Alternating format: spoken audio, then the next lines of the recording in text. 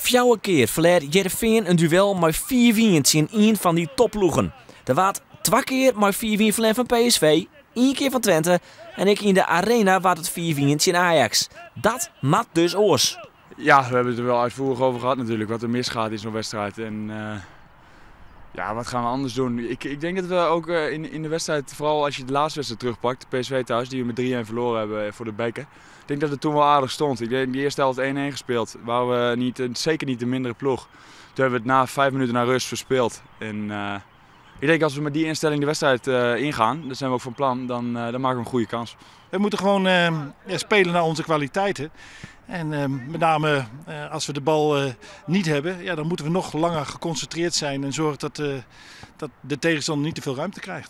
Het zijn allemaal van die termen aan- of afhaken voor de nummer 1 plaats, wij hebben het over. Maar ja, op zich zit het er wel weer in, want als je die wedstrijd wint sta je op 1 punt van Ajax. Maar nee, wij zijn bezig met Europees voetbal en dan moeten we als het zo naar huis ziet 4e worden. Dus dan moeten we minimaal een punt gaan halen. Daar wil je het niet te veel over hebben, hè, over die nummer 1 positie. Is het ver weg of zo?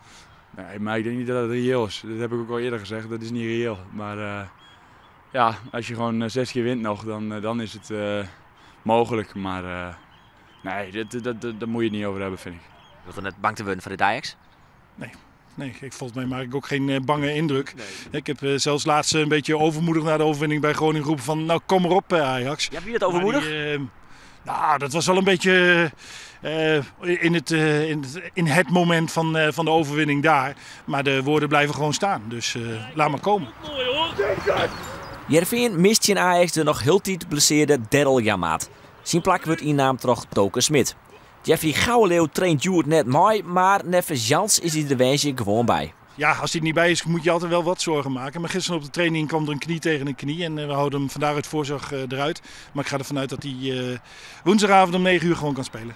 Voor Bas Dost is het toch wel een beetje een speciaal duel. Vlinier woe hij naar Ajax, maar dat gong na een arbitragezaak net terug. Misschien maar goed dik, want nou is hij bij Heerenveen de topscorer in de Eredivisie. Weet je wie de topscorer is van Heerenveen in 1 seizoen? Ja, dat is Alves, denk ik. Ja. Weet je ook hoeveel? Die scoorde volgens mij 34. Dus ja. dat wordt een zware. Weet je ook hoeveel die erin heeft liggen na 28 wedstrijden? Nee, geen idee. 22. Dus die scoorde in de laatste 6 wedstrijden nog even 12 keer? Ja. Oké. Dat leek mij wel een mooi streven voor je. Alles is mogelijk. Alles is mogelijk.